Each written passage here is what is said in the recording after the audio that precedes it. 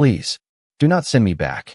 The words tore out of Claire Bennett before she even knew who had caught her. 1 second she had been running blind through the rain-dark forest, bare feet slipping over wet leaves, branches clawing harmlessly at her cream dress, the ivory ceremonial ribbon still tied around her wrist like a promise she had never made. The next second, she collided with something solid and warm.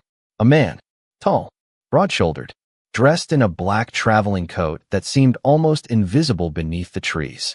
His hands closed around her arms only long enough to stop her from falling, then released her immediately. Claire stumbled backward, breathing hard.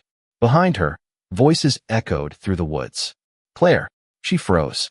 Lantern light flickered between the trees nearly 200 feet away. They were getting closer. The stranger looked past her toward the approaching search party, then lowered his gray eyes to the ribbon around her wrist. Who are you running from? His voice was quiet. Too quiet for a man who looked as though he had never needed to raise it. Claire swallowed. It does not matter. It matters if they intend to take you somewhere you do not want to go. Another voice called her name. Gavin. Her stomach tightened. She stepped back instinctively, but the stranger did not reach for her again. He simply waited. That unsettled her more than an order would have. Every alpha Claire had known seemed to believe silence was permission to decide for her. This man stood in the rain and did nothing. They arranged a bond, she whispered.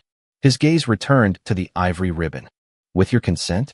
Claire laughed once, breathless and bitter. Nobody asked. Something in his face changed. Barely. The cold calm remained, but his eyes sharpened. Did you choose him? The question struck harder than the rain. Claire stared at him. It was such a simple thing to ask. No one had asked it before. No. The lanterns were closer now. She could hear boots breaking twigs, men spreading through the trees. Panic pressed against her ribs. Please, she said again. If they find me, they will make me go back. The stranger looked toward the lights. Then he stepped past her. Not behind her. Not beside her. In front of her. Then stand behind me. Claire did not move. You do not even know me. I know you said no. The answer left no room for argument. Claire slowly stepped behind him. Rain ran from his dark hair onto the collar of his coat. His posture remained loose, almost casual, yet something about him made the forest itself seem to hold still. The first 3 men appeared between the trees seconds later. 2 wore Willow Creek colors. The third wore the dark green coat of Iron Ridge. Gavin Hale was not among them, but Claire recognized his cousin Daniel at once. Daniel stopped when he saw the stranger. The other men nearly walked into him. There she is, one said. Claire felt the old instinct rise inside her. Lower your eyes. Stay quiet.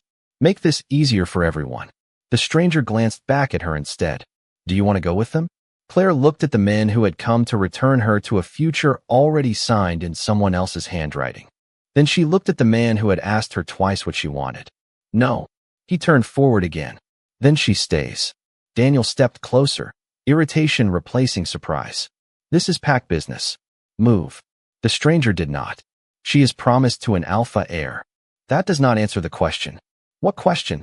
The stranger's voice became even quieter. Whether she agreed. Silence spread between the trees. Daniel looked past him toward Claire. Your uncle is worried. Gavin is waiting. Stop embarrassing everyone and come home. Claire's fingers curled around the wet ribbon. Before tonight, those words might have worked. Then the stranger had asked one question nobody else had considered important. Did you choose him? Claire lifted her chin. I am not going back. Daniel's expression hardened, but before he could answer, his eyes dropped to the stranger's coat, to a small black-silver insignia partly hidden beneath the collar. His face lost color. The man beside him noticed it too. Both stopped moving. Claire saw the change, but did not understand it. The stranger did. His gray eyes remained fixed on the men as he spoke one final time. You heard her. And for reasons Claire could not yet imagine, 3 alphas who had entered the forest expecting obedience suddenly looked afraid to take another step. The 3 men did not argue again. Daniel's eyes stayed fixed on the black-silver insignia near the stranger's collar, and whatever recognition passed through him drained the confidence from his face. We did not mean disrespect, he said carefully. The stranger did not move. Then leave. The rain filled the silence between them. Daniel looked at Claire one last time, jaw tight. Your uncle will not let this go. Claire's stomach twisted, but she forced herself not to look away. That is his choice. Daniel turned first. The others followed, their lanterns shrinking between the trees until darkness swallowed them. Only then did Claire realize how hard she was shaking. The stranger looked back at her. "Can you walk?" She almost laughed. "I ran nearly 3 miles through the forest barefoot. Walking would be a luxury." His gaze dropped to her feet, scraped and covered with mud, then returned to her face. "There is a ranger cabin less than half a mile from here. And you know that because?" "I know the forest." It was not an answer, but Claire was too exhausted to fight over it. They walked in silence, the stranger keeping his pace slow enough for her to follow without making it obvious. That small courtesy unsettled her. Most people adjusted the world around themselves and expected an Omega to keep up. He simply matched her steps. A few hours earlier, Claire had been standing inside the Willow Creek Assembly Hall while women pinned the ivory ribbon around her wrist and told her how fortunate she was. Gavin Hale had smiled like a man receiving land, not meeting a future mate. "Iron Ridge will protect Willow Creek," her uncle Raymond had said. "This bond secures everyone's future." Claire had looked at him across the table. "What about mine?" Nobody answered. Later, while carrying inventory records back to the medicinal storehouse she managed, Claire heard Gavin speaking behind a half-closed office door. Moonvale Pass, her mother's land, the herb fields. Once the bond was formalized, management authority would transfer to him. "She will adjust," Gavin had said. "Omegas always do when everyone stops pretending they have another option." Claire had stood in the hallway until the papers in her hands stopped shaking. Then she went home, packed nothing, and ran.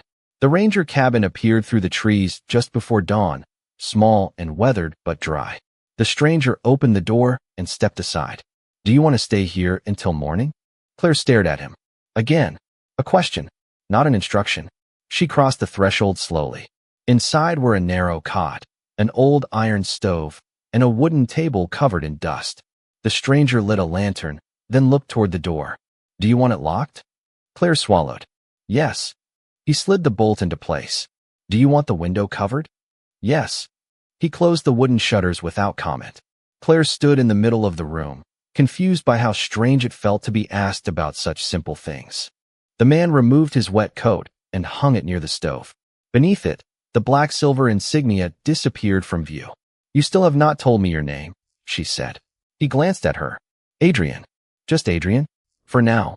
Claire should have been more suspicious. Instead, she sank onto the edge of the cot, exhaustion pulling at every muscle. Adrian placed a folded blanket beside her rather than over her. Another choice. Another small space left open. Claire looked down at the ivory ribbon still tied around her wrist. For years, everyone had spoken about protecting her, guiding her, deciding what was best. Yet the first man who had actually made her feel safe had done almost nothing except ask what she wanted. Claire woke to the smell of smoke and something that had once intended to become tea. For several seconds, she did not remember where she was. Then she saw the wooden shutters, the narrow ranger cabin, and Adrian standing beside the iron stove with a tin cup in one hand and an expression of quiet disappointment in the other. "Is that supposed to be drinkable?" she asked. He looked toward her. "It is hot." Claire pushed the blanket aside. "That was not my question." "Then the answer is uncertain." For the first time since she had run from Willow Creek, something inside her loosened enough to almost become a laugh. Almost. She stood carefully, her feet protesting after the miles she had crossed barefoot. Adrian noticed, but did not move toward her. Instead, he placed the cup on the table. "There is clean water outside. I can bring it in, or you can come with me." Claire stared at him. "You ask permission for everything. Does that bother you?" "I have not decided." Adrian nodded as though that answer was enough. Outside, morning light filtered through wet pine branches, turning every drop of rain into silver. Claire followed him to a small pump behind the cabin. The forest looked harmless now, which felt insulting after what it had demanded of her the night before. She washed the mud from her hands and face while Adrian filled a bucket. When she reached for the handle, he released it immediately. No struggle over who should carry it. No lecture about what an Omega should or should not do. Claire carried it herself until her sore feet caught on a root. The bucket tilted. Adrian caught the handle before the water spilled. His other hand scraped across the rough edge of the pump. "Hold still," Claire said. He looked at her. Was that an order? Yes. A faint shadow of amusement crossed his face. Interesting. Back inside, Claire opened the small medicine pouch she had tied beneath her dress before running. It contained little more than dried calendula, clean cloth, and a tiny jar of salve, but it was enough. She took his hand and examined the scrape. Adrian went completely still. "You manage a medicinal storehouse," he said.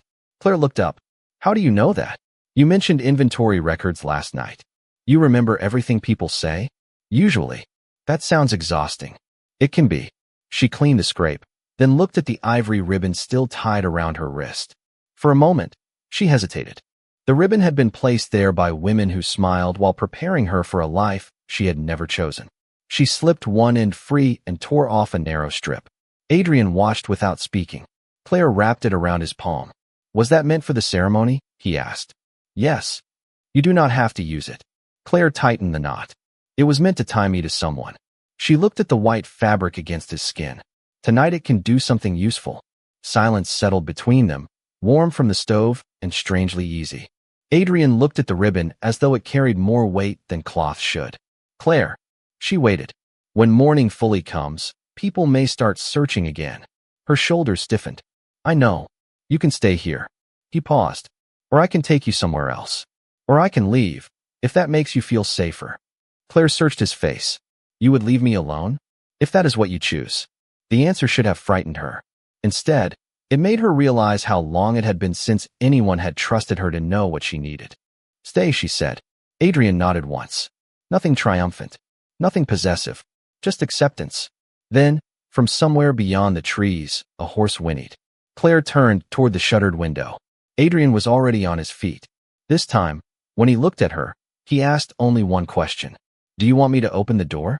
Claire listened to the approaching voices and felt the ivory ribbon missing from her wrist. "No," she whispered.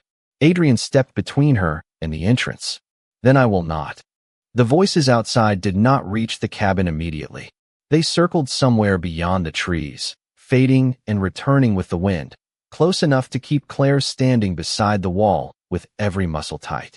Adrian remained near the door, one hand resting loosely at his side, the strip of ivory ribbon still wrapped around his palm. He did not look nervous. That should have frightened her. Instead, it steadied something inside her. "How many?" she whispered. "At least 4. Can they force their way in?" Adrian glanced toward her. "Not if you do not want them here." Claire almost smiled despite herself. "You make everything sound very simple." "Some things are." The voices drifted farther away. A horse snorted. Then silence returned. Claire released the breath she had been holding. Adrian did not move from the door until several minutes had passed. Only then did he step back. "They are leaving." "How do you know?" "Because they were searching, not surrounding." Claire studied him. "You know a lot about being searched for." His expression became unreadable. "I know a lot about people who think they are entitled to find someone." The answer opened more questions than it closed, but Claire was too tired to chase them. She sat at the table and reached for the terrible tea. One sip confirmed that time had not improved it. "This is awful." Adrian looked offended. "You drank it anyway." "I wanted to be certain." "And I am certain." A quiet laugh escaped him before he could stop it. Claire stared. The sound was so unexpected that Adrian seemed surprised by it too. For a moment, the cabin felt less like a hiding place and more like somewhere they had accidentally chosen to share. Claire looked down at his bandaged hand. "You should change that later." "The ribbon." "The cloth." "You called it a ribbon." "Do not become sentimental." His gray eyes rested on the ivory strip. "Too late." Claire looked away first. Outside, pale light moved across the wet forest floor. "Gavin will not stop," she said. Adrian's amusement disappeared. "Why are you so sure?" "Because this is not about me." She folded her hands together. "Not really." Adrian waited. Claire had learned to recognize that silence now. He was leaving space instead of filling it. "My mother inherited Moonvale Pass before she married my father," Claire said. "The land is mine now. It contains the largest medicinal herb fields between Willow Creek and Iron Ridge." Adrian's eyes sharpened. "And the bond transfers control?" "That is what I heard Gavin say." "Did you sign anything?" Claire laughed softly. "I signed 3 documents yesterday. They told me they were ceremony records." "Did you read them?" "I tried. My uncle said I was embarrassing everyone by delaying." Adrian's jaw tightened. "That is not an answer." "No, it is what happened." He looked toward the table, thinking. Then the first thing you need is copies. Claire stared at him. You believe me? You ran 3 miles barefoot in the rain. His voice remained calm. People rarely do that because everything is fine. Something in her chest ached unexpectedly. Not because he sounded kind. Because he sounded certain. Claire had spent years explaining discomfort to people who called it duty. Adrian had known her less than a day and had not once asked her to prove she was afraid enough. You still have not told me who you are, she said. His gaze shifted back to her. Adrian, that is a name, not an answer. For now, it is the answer I can give. Claire narrowed her eyes. Mysterious. Suspicious. Very. And yet you asked me to stay. She looked at the ribbon on his hand. I am beginning to question my judgment. Another faint smile touched his face.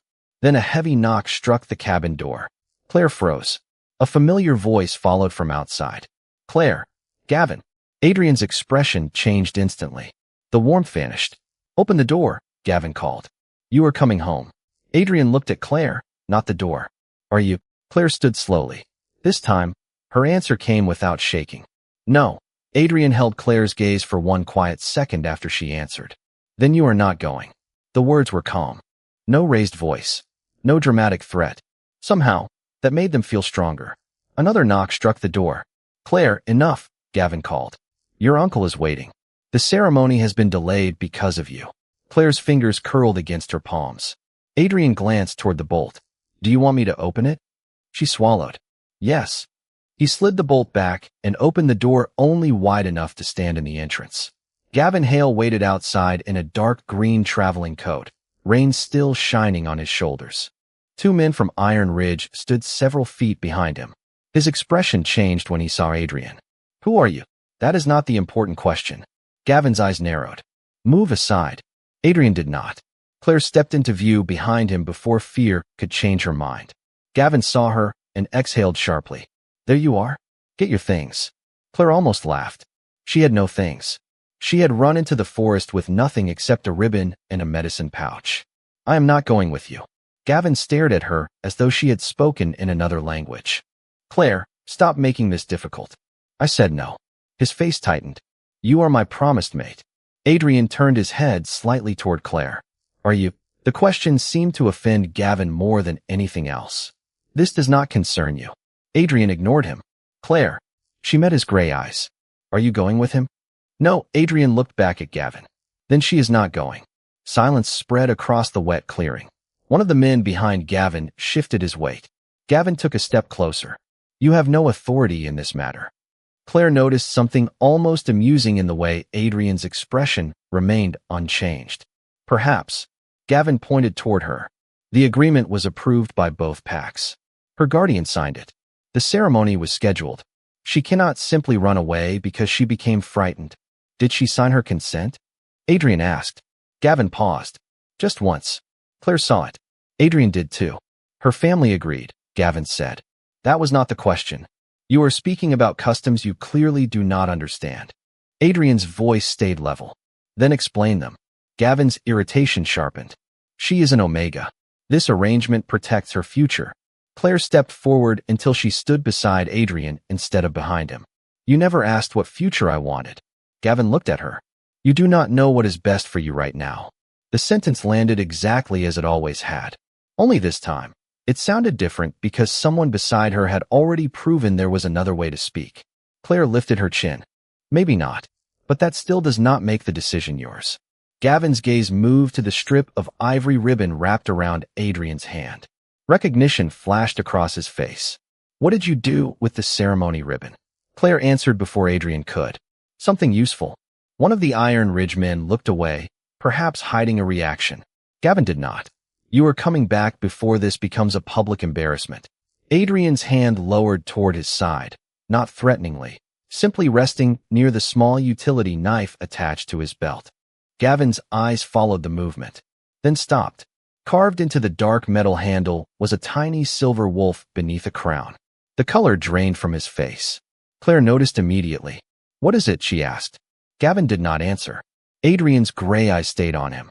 For the first time since arriving, Gavin took a step backward, and Claire realized the mysterious stranger beside her was not simply a man willing to stand against an alpha heir. He was someone an alpha heir had just recognized and become afraid to challenge. For several seconds, nobody moved. Gavin's face had gone pale, but Claire still did not understand why. Adrian stood beside her with the same calm expression he had worn since the night she ran into him. The strip of ivory ribbon still wrapped around his hand. Then the sound of horses broke through the clearing. Fast. Controlled. More than one. Gavin turned toward the trees.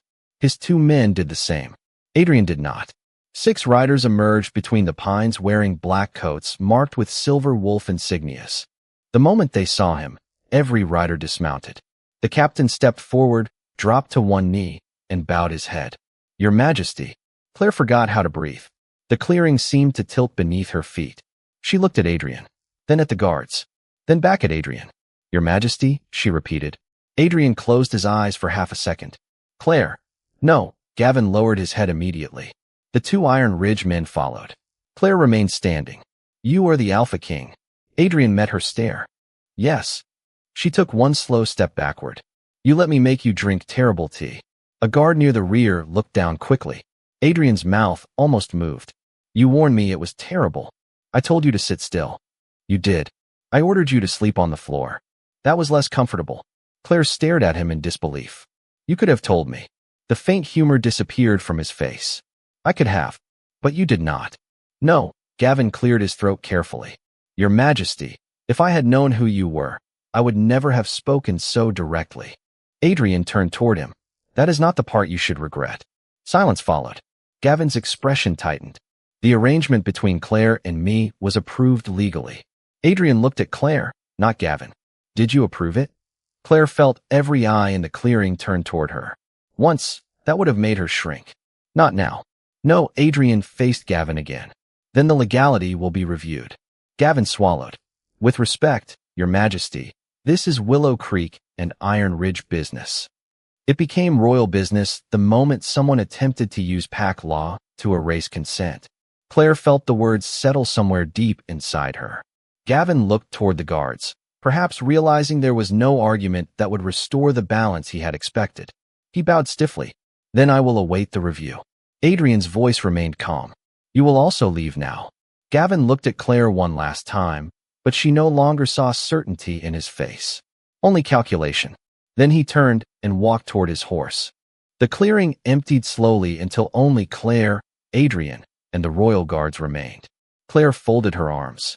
"So, Adrian." He looked at her. "Yes." "Just Adrian?" For the first time, the captain's expression almost broke. Adrian ignored him. "Adrian Blackwood." Claire nodded slowly. "That is slightly more complete. I thought you might appreciate the honesty." "A little late." He accepted that without argument. The captain stepped closer. "Your Majesty, we should return to the royal residence. The council has been searching for you since yesterday." Claire looked at Adrian. Suddenly, every quiet moment in the cabin felt different.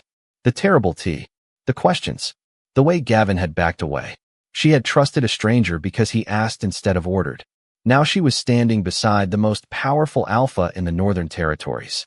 Adrian turned toward her. "Claire, the review of your bond should happen where the records can be examined properly." Her shoulders stiffened. There it was.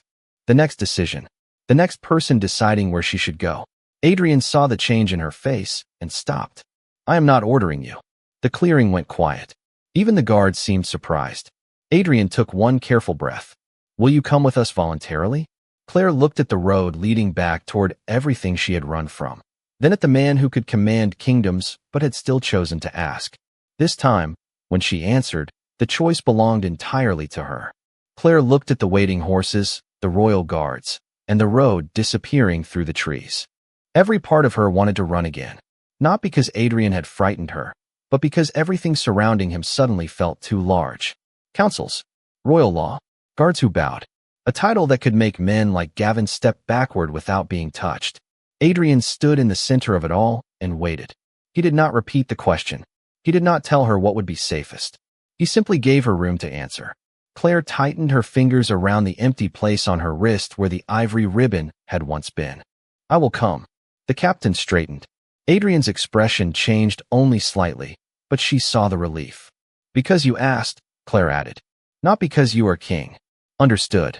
One of the guards brought forward a horse, but Claire hesitated. Adrian noticed. Would you prefer to ride alone? Again, a question. She looked at him. Do you ever stop doing that? Doing what? Giving people choices. Adrian glanced toward the captain, who suddenly became very interested in adjusting his saddle strap. Apparently not often enough. Claire accepted the reins. The ride north took several hours. Pine forest gave way to wider roads, stone markers, and eventually the distant towers of the royal residence rising above the hills. Claire had imagined something beautiful. Instead, the first thing she noticed was how cold it looked. Gray stone, tall windows, silver banners moving in the wind, guards at every entrance. The moment Adrian passed through the gates, everyone changed. Backs straightened. Conversations stopped. Heads bowed. The man who had made terrible tea disappeared beneath the weight of other people's fear. Claire watched him from beside her horse. He noticed. What? Nothing.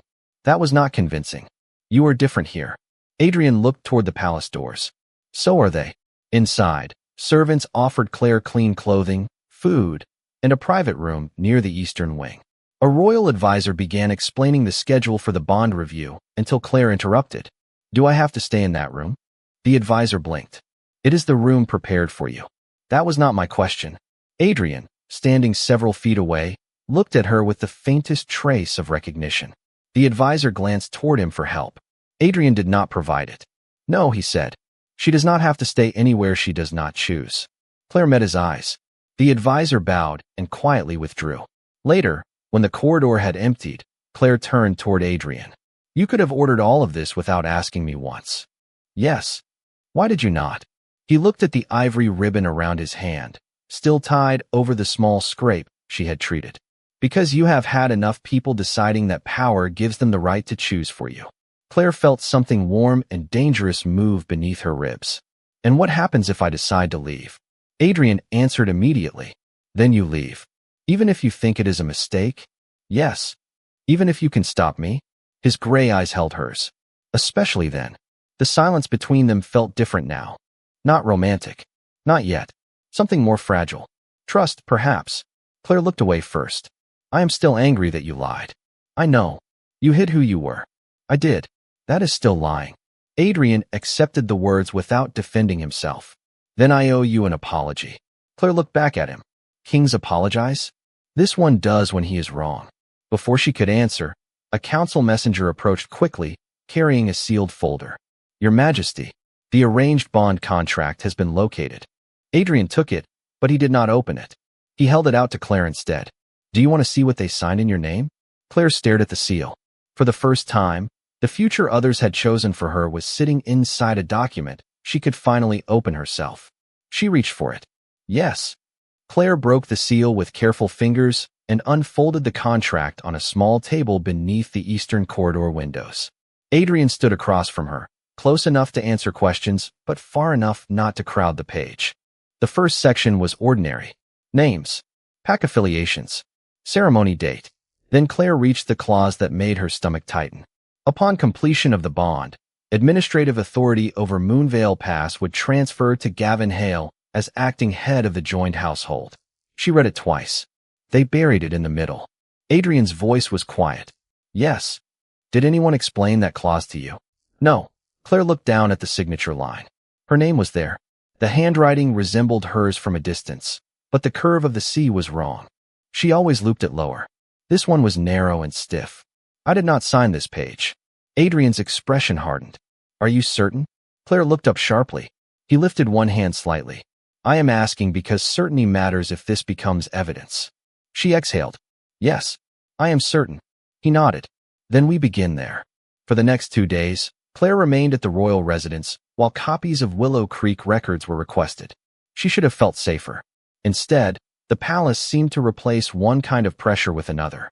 People watched her everywhere. Servants whispered after she passed. Council aides paused conversations when she entered a room. By the third morning, she heard the words clearly. The King's Omega. Claire stopped in the corridor. 2 young attendants stood near a marble archway, unaware she was behind them. They say he brought her directly from the forest. Maybe he has already chosen her. Why else would an Alpha King keep a runaway Omega in the palace? Claire walked past before they noticed her, but the words followed. Chosen. Keep. His. By afternoon, the story had grown teeth. A council representative smiled politely and asked whether she should be moved to rooms closer to the king. Another woman congratulated her on her fortunate change in circumstances. Claire left before she said something unkind. She found Adrian in a private study surrounded by reports. He looked up the moment she entered. Something happened. It was not a question. Claire shut the door behind her. Everyone here thinks you brought me back to claim me. Adrian went still. Who said that? Does it matter? Yes. Not to me. She crossed the room, anger tightening each step. I ran because someone else had already decided I belonged to him. Now I walk through this palace, and people speak as though I simply traded owners. Adrian's face changed. Claire, I did not escape one claim to become another. The words landed between them and stayed there. Adrian stood slowly. He did not approach. Then you will not. Claire held his gaze. You cannot control what they say. No, and you cannot erase what your title does to a room. No, his honesty disarmed her more than denial would have. Adrian looked toward the window, then back at her.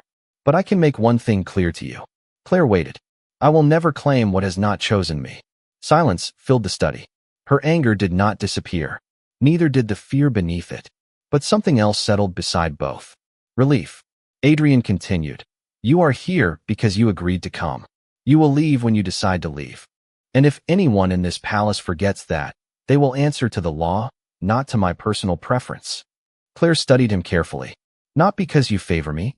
No, a pause. Though that part is becoming inconvenient. She stared at him. Adrian looked almost annoyed with himself. Was that meant to be charming? No good.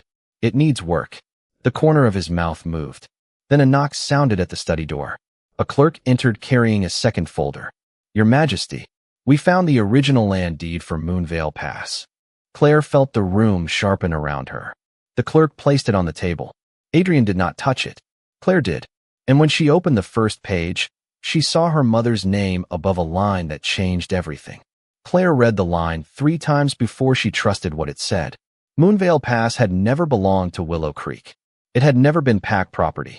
Her mother had inherited it directly from her own family, and the deed transferred ownership to Claire alone upon her 21st birthday. No guardian approval. No council management. No maid authority unless Claire signed it away herself. Her fingers tightened around the paper. They lied to me. Adrian stood across the table, his expression very still. Yes. Claire looked back at the arranged bond contract. The hidden clause suddenly made perfect sense. Gavin did not need her love. He needed access. Once the bond was completed, the agreement would place management of Moonvale Pass under the head of their joined household. Under him. He wanted the land. Her voice came out quieter than she expected. And the herb fields, Adrian said. Moonvale supplies nearly a third of the medicinal plants used by the northern packs. Claire looked up. You knew that. I knew the region mattered. I did not know it belonged to you. The clerk beside the table shifted uneasily. There is more. Claire turned. He opened the second folder and removed several similar contracts. Different names. Different packs. Same language. Each one involved an Omega with inherited property, trade rights, or access to valuable resources. Each one had been approved through the office of Counselor Malcolm Voss. Claire felt cold despite the fire burning nearby. How many? The clerk hesitated. We have found 7 so far. Adrian's jaw tightened. 7? Yes, Your Majesty. Claire looked down at the documents. For days, she had believed her situation was personal. Gavin, her uncle. One terrible arrangement. Now the pattern spread across the table in neat black ink. They have done this before. Adrian picked up one contract, scanning the approval seal. And they used the language of protection to hide it. Claire heard her uncle's voice in her memory. This bond secures everyone's future. Everyone except hers. Can you cancel them? She asked. Adrian looked at her. Yes. The answer came without hesitation. Claire immediately shook her head. No, the clerk blinked. Adrian did not. Explain. Claire gathered the contracts into one stack. If you cancel mine because I am standing in your palace, everyone will say I was lucky enough to be noticed by the king. She placed one hand over the land deed. What happens to the others? Adrian's expression changed slowly. Not surprise. Recognition. You want the rule challenged. I want the fraud exposed. Claire met his eyes. I want every woman whose name was used without permission to know the contract was never valid. Silence filled the study. Then Adrian nodded. Then that is what we do. The clerk looked between them. There will need to be testimony. Original records. Witnesses from Willow Creek. Claire's stomach tightened. She knew what that meant. She would have to go back. Adrian saw it immediately. You do not have to return personally. Claire looked at him. For once, she wished he would simply tell her what to do. It would have been easier. The original family ledger is still at the Willow Creek storehouse, she said. My mother kept every land record there. Someone else can retrieve it. Someone else might not know what to look for. Adrian's eyes held hers. Claire, you said this should be my choice. His silence answered before his words did. She stood straighter. Then I am choosing to go back. Something tense moved through his face, controlled but unmistakable. I can send 20 royal guards. Claire almost smiled. That would make a subtle entrance. I am not trying to be subtle. I know. She looked toward the ivory ribbon still wrapped around his hand. But if I return behind an army, people will see your power before they hear my truth. Adrian glanced at the ribbon too. For a long moment, neither spoke. Then he slowly untied it from his palm. Claire expected him to give it back. Instead, he folded the strip once and closed his hand around it. One guard, he said. At a distance. Chosen by you. Claire considered it. Agreed. The word cost him more than it cost her. She could see that. Yet he did not argue again. And for the first time, Claire understood that trust was not only being allowed to stay. Sometimes it was being allowed to leave. Claire chose a guard named Mara Cole, a quiet woman from the royal escort who asked no unnecessary questions and agreed to remain far enough behind that Willow Creek would not mistake her return for an invasion. Adrian walked Claire to the palace gate before sunrise. He said almost nothing. That worried her more than an argument would have. You can still change your mind, he said at last. Claire adjusted the strap of her small travel bag. So can you. His gray eyes narrowed slightly. About letting you go? About trusting me. Adrian looked at the ivory ribbon folded in his hand. That decision was made before you asked. The words followed Claire for the entire ride south. By afternoon, the familiar roofs of Willow Creek appeared beyond the trees. Nothing had changed. That was the strangest part. The same wooden signs. The same medicinal storehouse. The same people carrying baskets across the square as though Claire had not run barefoot into the forest days earlier. Conversation stopped when she arrived. Claire dismounted without looking away. Mara remained nearly 200 feet down the road as promised. Uncle Raymond waited outside the storehouse. You have caused enough embarrassment, he said. Claire felt the old instinct rise inside her. Apologize. Lower your voice. Make peace. She let it pass. I came for my mother's ledger. Raymond's expression tightened. Those records belong to the pack. No, they belong to me. Claire, the land deed says Moonvale Pass was left directly to me. Silence. That was all the confirmation she needed. He had known. Claire stepped toward the door. Raymond moved slightly in front of it. You do not understand what is at stake. Then explain it. The bond with Gavin would have secured trade protection for Willow Creek. By giving him my land. By joining two families. Claire looked at him. You mean transferring control? Raymond exhaled sharply. You were being protected. From what? He had no answer. Claire stepped around him.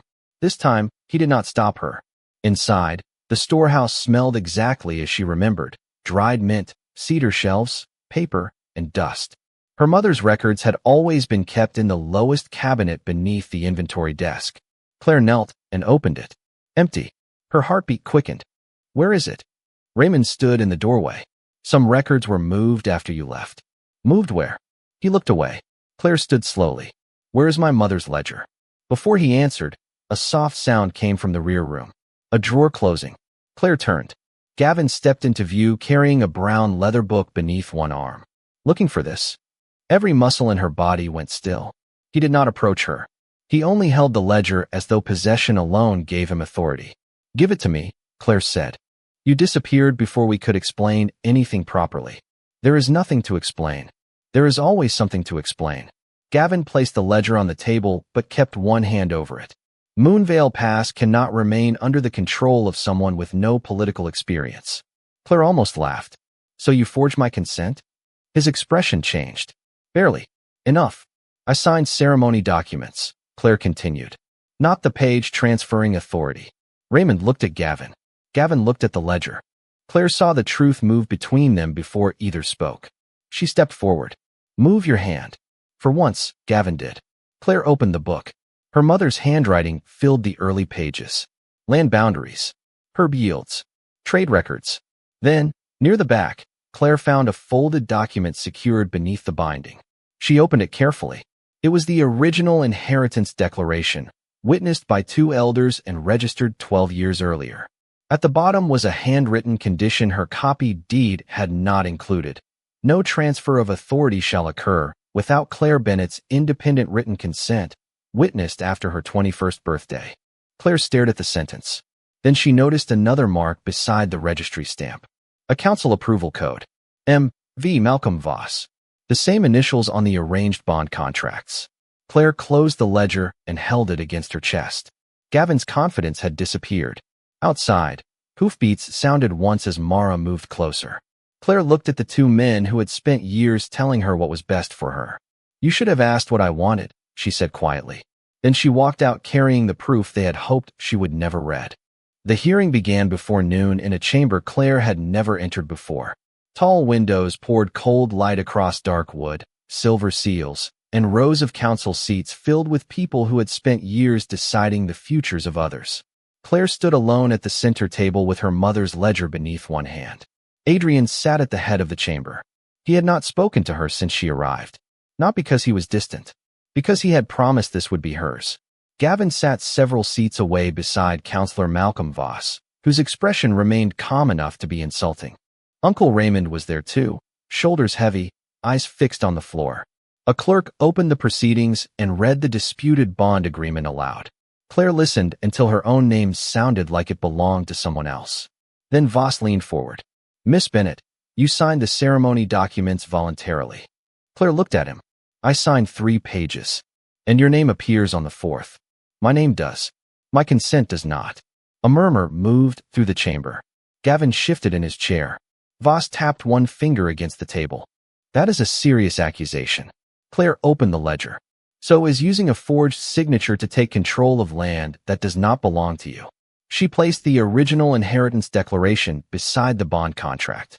The clerk compared the registry numbers. Then the signatures. Claire pointed to the final clause written in her mother's hand. No transfer of authority can happen without my independent written consent after my 21st birthday. That document was registered 12 years ago. Voss's face changed slightly. Old family records are often incomplete. Claire turned the page. Then perhaps your approval code should not be on it. Silence. Every eye moved to the initials beneath the registry stamp. M.V. Adrian did not move. Claire looked toward Gavin. You told everyone this bond protected me. Gavin's jaw tightened. It protected Willow Creek. By giving you control of Moonvale Pass. By creating stability. For whom? He had no answer. Claire lifted the arranged contract. This signature is not mine. She placed 3 genuine inventory records beside it. These are. The differences were small, but visible. Her real signature curved low beneath the first letter. The forged one did not. A handwriting examiner called by the royal clerk confirmed the inconsistency. Then came the other contracts. 7 omegas. 7 inherited properties. 7 arrangements approved through Voss's office. The chamber changed after that. What had been treated as one runaway omega's complaint became a pattern nobody could politely ignore. Voss finally looked toward Adrian. Your Majesty, surely you will not allow personal involvement to influence royal judgment. Claire felt every muscle in her body tighten. Adrian's expression remained unreadable. Then he spoke for the first time. My involvement is irrelevant. Voss blinked. Adrian looked toward Claire. The evidence is not. He said nothing else. He did not rescue her. He did not declare her protected. He simply refused to make her truth smaller by placing his authority over it. Claire faced the council again. My name was on the contract, she said. Her voice did not shake. My consent was not. No one interrupted her. By the end of the hearing, the bond agreement was suspended as invalid pending formal judgment. Voss was removed from authority over future bond approvals while a broader investigation began, and Gavin's claim over Moonvale Pass disappeared with the forged page that had created it. Claire left the chamber carrying her mother's ledger in both hands. Adrian waited outside the doors. He still had the ivory ribbon, folded, untied. When their eyes met, neither of them smiled. Not yet. But for the first time in Claire's life, freedom did not feel like running away. It felt like standing still while the world finally accepted that no meant no. Adrian waited until the council chamber had emptied before speaking. Claire stood beside one of the tall corridor windows with her mother's ledger pressed against her chest, watching winter light settle over the palace courtyard. Behind her, servants moved quietly through the halls, carrying away stacks of documents that had nearly decided her future without her permission. "You were very quiet in there," she said. Adrian stopped beside her, leaving enough space that she could turn away if she wanted. "It was your hearing." Claire looked at him. "You are the king." That did not make it my story to tell. Something inside her softened. Not because he had saved her, because he had known when not to. Adrian opened one hand. The ivory ribbon rested across his palm, clean now, no longer wrapped around the scrape she had treated in the ranger cabin. Claire stared at it. The same ribbon had once been tied around her wrist while people smiled and planned the rest of her life. Now it lay completely loose. "You kept it," she said. "I did." "Why?" Adrian looked down at the ribbon. "At first, because you used it to help me." His gaze returned to hers. "Later, because I thought I might need to remember what it meant to you." Claire reached toward it, but stopped before touching the fabric. "And what does it mean now?" Adrian's expression became quieter. "That depends on you." He placed the ribbon gently into her hand. Claire closed her fingers around it. "Everyone in this palace expects me to ask you to stay," he said. The words settled between them. Claire looked toward the courtyard. "Will you?" "No." She turned back sharply. Adrian almost smiled at her surprise. "You just won the right to decide where your life goes next. I will not make your first free choice about me." Claire stared at him for a long moment. "That may be the most frustratingly reasonable thing you have said. I have had practice recently." "From whom?" "A difficult Omega who ran into me in a forest." Claire's mouth curved despite herself. Then the smile faded. "I need to go back to Willow Creek." Adrian nodded once. No hesitation. No argument. "I thought you might. Moonvale Pass needs new agreements. The herb workers need to know what happens next. And my uncle," she stopped. "I do not know what happens with him yet." "You do not have to decide today." Claire looked at the ribbon in her hand. "That is becoming a theme with you." "I am trying." Adrian took a slow breath. For the first time, he looked less like the Alpha King and more like the man who had made terrible tea in an abandoned cabin. "There is one thing I would like to ask." Claire waited. "Do you want me to come with you?" The question struck deeper than she expected. Not will you stay? Not may I claim you? Not what can I give you? Only whether she wanted his company on the road, she was finally free to choose. Claire looked down at the ribbon. Not yet. Adrian's face revealed almost nothing, but she saw the disappointment anyway. Not yet, he repeated. I need to return as myself first. Claire lifted her eyes. Not as the runaway Omega protected by the king. Not as Gavin's failed arranged mate. Just Claire Bennett, owner of Moonvale Pass, making a complete disaster of her own decisions. A faint smile touched Adrian's face. I suspect your disasters will be impressive. They usually are. Silence passed between them, warm despite the cold glass beside her. Adrian stepped back first. Then I will not follow. Claire felt the words catch somewhere beneath her ribs. You really mean that? Yes. Even if I never come back. His gray eyes held hers. Especially then. Claire left the royal residence the following morning with her mother's ledger in her bag and the ivory ribbon tucked safely beside it. Adrian stood at the palace steps, but did not walk her to the gate. He had already understood what she needed. Claire mounted her horse and looked back once. The most powerful alpha in the Northern Territories remained exactly where she had left him, letting her go without turning freedom into a test. For the first time in her life, the road ahead belonged entirely to her. And somehow, that made the man who refused to follow harder to leave behind. 5 weeks later, Claire stood at the edge of Moonvale Pass watching the first wagon of medicinal herbs roll beneath the newly repaired wooden gate. No council representative signed the papers for her. No guardian stood beside her. No promised mate waited to explain what was best. Claire held the ledger herself. Workers moved between rows of wintergreen, sage, and dried lavender, while merchants checked crates against the new trade agreements she had written with her own hand. The work was harder than anyone had warned her. She made mistakes. She approved the wrong delivery date once, misplaced an entire invoice, and spent 2 hours searching for a key that had been in her coat pocket the entire time. Yet every mistake belonged to her. Strangely, that felt like freedom too. Willow Creek had changed slowly around her. Some people apologized. Others simply became quieter.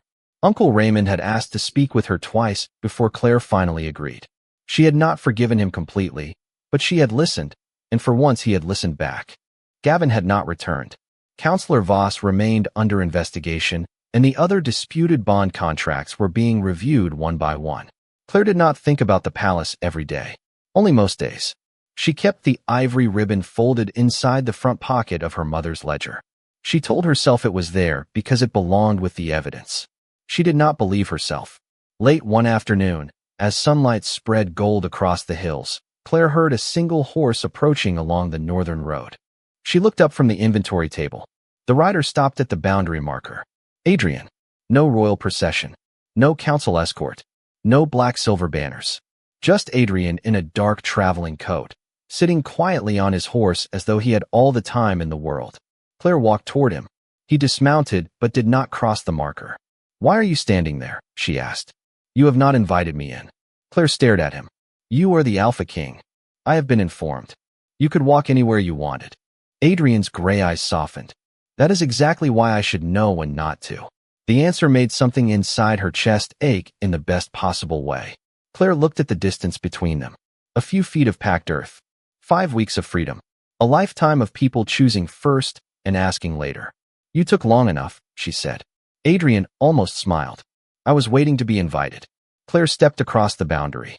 Then she stopped. Adrian did not move toward her. He waited. Of course he did. Claire laughed softly, turned away from the road, and walked back 3 steps. Adrian raised one eyebrow. "What are you doing?" "Fixing something." Before he could ask what, Claire ran. The movement surprised them both. She crossed the small distance quickly and went straight into his waiting arms. Adrian caught her exactly as he had in the forest that first night, steadying her before she could lose her balance. But everything else was different. There was no rain. No one was chasing her. No ivory ribbon was tied around her wrist. Claire looked up at him, breathless for an entirely different reason. Adrian's hands remained careful at her arms, as though even now he would let go the moment she asked. "The first time I ran into you," she said, "I had nowhere else to go." Adrian said nothing. Claire smiled. "This time, I had every direction in the world." His expression changed. "Quietly. Completely. And you still came here." "Yes." Adrian looked toward Moonvale Pass, then back at her. "Am I invited in?" Claire reached into the ledger tucked beneath her arm and pulled out the ivory ribbon. She placed it in his hand, loose and untied. "Only if you understand this does not mean you own anything." Adrian closed his fingers around it. "I learned that lesson from someone difficult." "Good." Claire stepped backward toward the gate and held out her hand. Adrian took it only after she left it there for him. Then they crossed the boundary together. Once, Claire had run into his arms because she was desperate to escape a future chosen by everyone else. She returned to them only after learning she was free to choose any future she wanted.